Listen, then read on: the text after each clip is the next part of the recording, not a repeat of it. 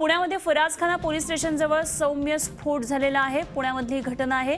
फरासखाना police स्टेशनमध्ये स्फोट झाला। या स्फोटामध्ये काही दुचाकींचं किरकोळ नुकसान झालंय। स्फोट सौम्य होता, कोणीही जखमी या स्फोटामध्ये झालेलं नाहीये। पुण्यामधली घटना आहे, मात्र या स्फोटाचं कारण अजूनही कळलेलं नाहीये।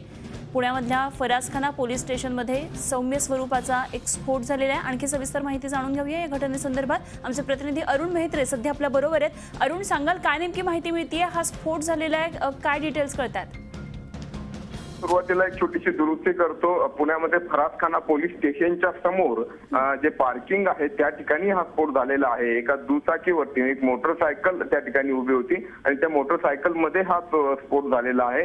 स्फोटाची अर्थात तीव्रता अतिशय कमी किंवा सौम्य स्वरूपाचा हा स्फोट म्हणावा लागेल। मात्र मोटरसायकलचं त्याच्यामध्ये नुकसान झालेलं आहे। मोटरसायकलचे काही पार्ट जे आहेत ते रस्त्यावरती उडून पडले होते असं त्या ठिकाणी सांगितलं जात आहे। आणि जसं आपण आता म्हटलं की एटीएस ची टीम देखील त्या ठिकाणी आता पोहोचलेली आहे।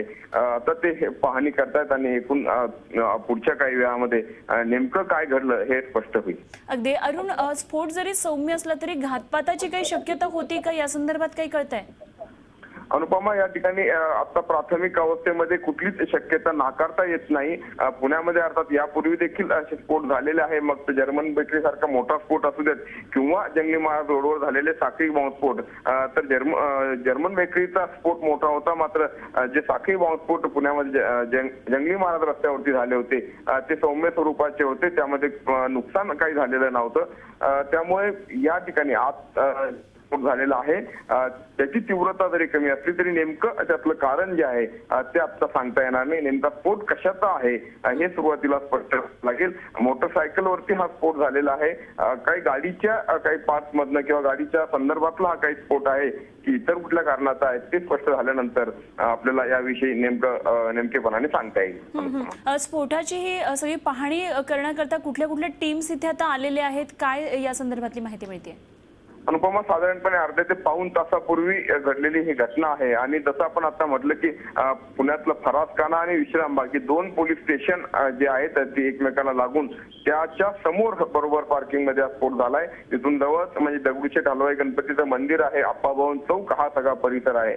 तर त्या ठिकाणी एटीएस ची टीम, हे महाराष्ट्र एटीएस ची पुणे शाखा जी आहे त्यांची टीम देखील दाखल झालेली आहे आणि पोलीस त्या ठिकाणी दाखल झालेले आहेत अर्थात, आणि बीडीटीएस पथक जे आहे ते देखील त्या ठिकाणी दाखल झालेलं आहे। खरं तर अरुण, आजच्या या स्फोटामुळे मागच्या काही आठवडी जाग्या होत्या, ते म्हणजे जो मॅकडोनाल्डच्या तिथे झालेला स्फोट होता जंगली महाराज रोडवरचा, तोही आधी असा सौम्य स्वरूपाचा होता, मात्र त्यानंतर साखळी बॉम्बस्फोट झाले होते। त्यामुळे अशी काही शक्यता आहे का, पोलिसांनी तसा काही अलर्ट दिलाय का? जसं आपण अनुपमा म्हटलं की तुम्ही जो ज्याची पार्श्वभूमी सांगितली, नक्कीच जंगली महाराज रस्त्यावरती जे स्फोट सुरुवातीला किरकोळ स्वरूपाचे स्फोट वाटत होते किंबहुना त्याचं गांभीर्य सुरुवातीला लक्षात आलं नाही। मात्र एकूणच सगळे एकामागून एक स्फोट झाल्यानंतर लक्षात आलं की हे चेन स्वरूपातले किंवा साखळी स्फोट स्वरूपातले स्फोट झाले होते। अर्थात या ठिकाणी साखळी स्फोट जरी म्हणता येत नसलं तरी एक छोटासा स्फोट नक्कीच झालेला आहे। आणि जसं मी म्हटलं की पोलिसांच्या किंवा लोकांच्याही लक्षात त्याचं गांभीर्य आलेलं आहे, त्यामुळे ती सतर्कता नक्कीच त्या ठिकाणी बाळगली जाणार आहे। अरुण, संपर्कात राहा, आपल्याकडे ताजी याचे फोटोग्राफ्स आलेले आहेत या स्फोटाचे। पुण्यामधून आपण हे बघतोय, हे फोटो जे आले ते पुण्यातून आलेले आहे। पुण्यामध्ये फरासखाना पोलीस स्टेशनच्या समोरच्या पार्किंग मध्ये स्फोट झालेला आहे। हा स्फोट कशा प्रकारचा आहे त्याबाबत अजूनही कुठली माहिती कळलेली नाहीये, स्फोटाचं कारण अजून कळलेले नाहीये। टीम्स इथे विविध तपासणीसाठी आता पोहोचलेल्या आहेत, काही वेळामध्ये याबाबतचे डिटेल्स कळतील। आमचे प्रतिनिधी अरुण मेहत्रे आपल्याला या संदर्भातली सविस्तर माहिती सांगतात। कोणी जखमी झालेलं नाहीये। आजूबाजूच्या मोटरसायकल आणि ज्या मोटरसायकलच्या तिथे हा स्फोट झालाय त्या मोटरसायकलचं नुकसान झालेलं दिसतंय।